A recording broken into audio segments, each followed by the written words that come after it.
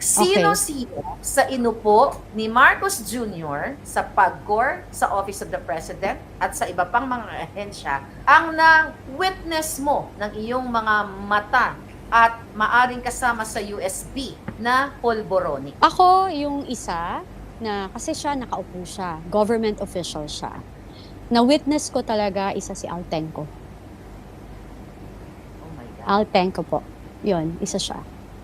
Yun. Tapos, sa Malacanang meron din. Pero next story. God. Alam niyo. Sobrang revelasyon ito. At alam po alam ng PSG yan. Sana nga yung PSG protect the people, please.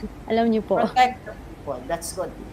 Opo. Napakapanibagong revelasyon magmula sa buong pamilya, first family, and now the PAGCOR chief. So imagine mo, okay? Ang mga pinaupo ni Marcos Jr. ay kasama niya sa Polvoron session. Opo. Saan tutungo ang taong bayan? Hawak nila ang multi-trillion, we're not talking billions now, trillion budget, national budget, na Opo. napupunta o nahahawakan ng mga taong polboronic. Opo. Isa ba to sa reason kung bakit talagang napakatapang mo at hindi ka natatakot? This is a big revelation now. That the Opo. PAGCOR chief, nakita mo, ikwento mo paano mo nasabi, Miss Cathy, na kasama si Altenco sa polboronic activity. Well, sa isang bahay sa Dasma, madalas nakikita ko siya. Yung get-together namin. Tapos, ginagawa po nila. Minsan nga, di ba, sabi ko siya, naiiwanan pa ng residue. So, you know, yun yung nangyayari po. So, My parang, God. yes po, totoo po. Yan yung reason. Hindi, again and again, hindi ho ako tanga na lalabas dito. Alam ko, pwede lang gawin lahat sa akin. Wala ho akong pakialam. Kasi I'm speaking my truth and I'm an eyewitness again and again. And i-discredit nila ako, wala rin po akong pakialam. Kaya nga, alam nyo po, kaya kung gusto nyo pong, sabi nila, di ba, okay, pag dinemanda ka, how will you prove it? Eh di, right ko rin pong mag-call na the only way for me to prove it is for them to undergo hair follicle test, di ba? That's the only way that I can prove them. The USP, ha? Exactly.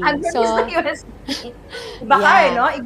Iba din yung ano mo, iba din yung way of thinking mo, ano?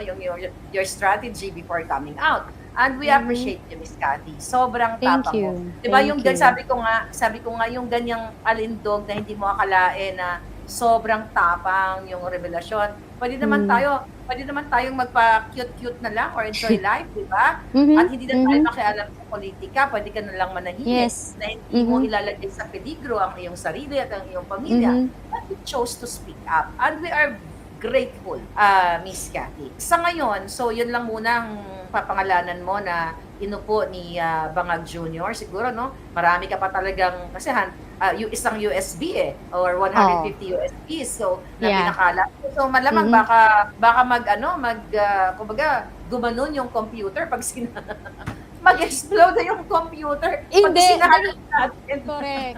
The reason why I'm not naming the other ones yet, I'm giving them the chance na humiwalay. I'm giving them the chance na umalis sa side niyan. Kasi talagang, you know, kasi parang, kaya dahan-dahan, yung mga pinapangalanan ko now, yan yung mga nagkukos ng trouble sa Mindanao, yan yung mga, and I can attest to it. Talagang gawain nila yan. Yung mga nakaupo, ang nagtatapang-tapangan, na akala mo kung sino na ang lilinis. So, kaya ako pinapangalanan. Kasi tinitingnan ko anong ginagawa. Siyempre, binibigyan mo pa rin ng chance. So, ngayon, yung mga iba pa, na alam nila kung sino sila, kung ako sa inyo, tumiwalag kayo. Kasi talagang binibigay ko to sa inyo. Kasi parang, you know, may pinagsamahan din tayo. Pero pag, yun nga, again and again, pag party pa rin kayo, syempre meron din akong insider na, alam mo yun, napapagod na rin sa ugali nila. Yung Miss feeling, part. Sorry to interrupt you. Tuloy mo, It's baka okay. mawala yung thought mo.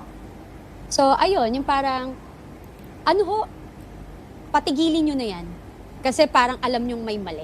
Ang dami nyo namang pera na. Huwag na kayo maging